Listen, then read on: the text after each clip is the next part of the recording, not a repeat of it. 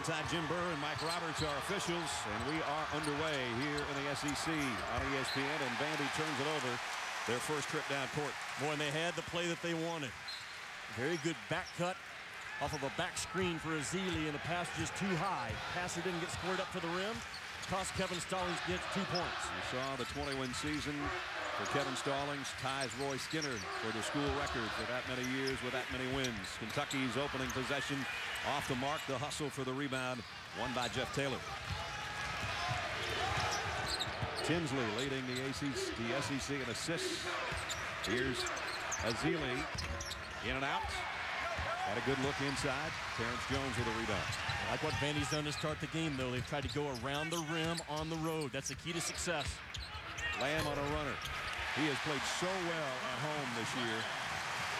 So comfortable here, and he's got the first basket for Kentucky. What Kevin Stallings tells us today. Lamb on film is a different guy when you look at the Kentucky in the blue uniforms or the white uniforms. Vandy got a timeout with Tinsley trapped in the corner. That's something they didn't want to use 59 seconds into the game, I'm sure. Take a look at our Star Watch. Two guys that are in the top 3 in scoring. One, the leading scorer in the conference, and John Jenkins, and he had a career high the first time these two teams got together with 32. Brandon Knight, the reigning SEC Freshman of the Week for the 5th time this year, and in the last 4 games averaging 21 points, 4 rebounds, and 5.5 assists.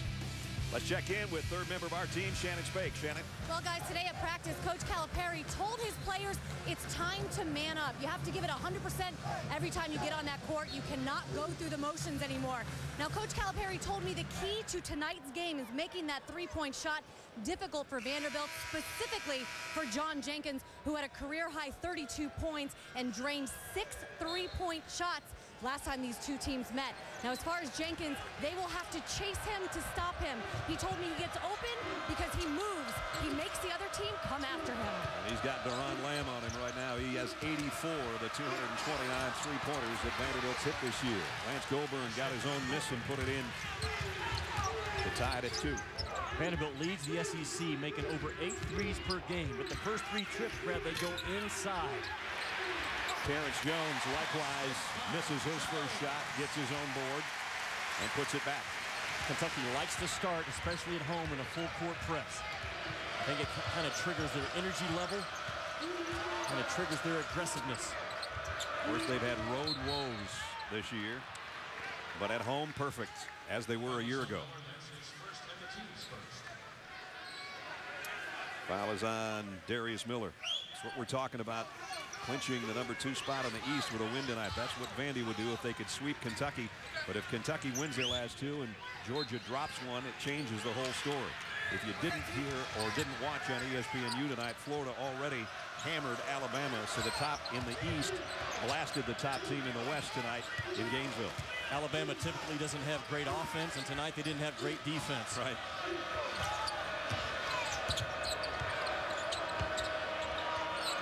Jenkins packs it inside. Azili off the glass.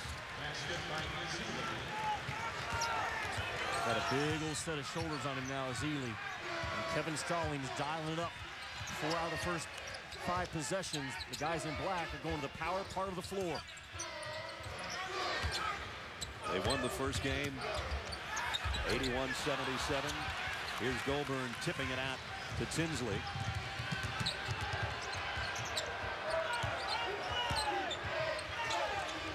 Nice lob into Azili again.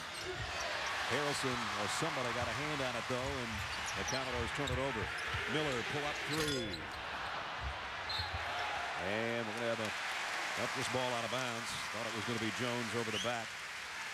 Brad, against Kentucky's dribble drive, you don't overhelp. If the drive is not a straight line drive at the rim, there's no reason to help off the guy you're guarding. I think that's a big key for Vanderbilt in their defense tonight. Don't overhelp against Kentucky's drives. All the points tonight have come in the paints here early. Brandon Knight hit a dead spot on the floor or a live spot. High dribble ended up with a turnover. Kentucky's first, and Taylor now with a left hand, and he missed in close. Jones altered things a little bit underneath. Knight all the way with a ball fake, rejected by Azili. You talk about a rim protector running 94 feet. Azili just did it as well as you can. Taylor finger roll. Azili missed to follow. Well, everybody's up over the rim. Nobody can get it through the rim.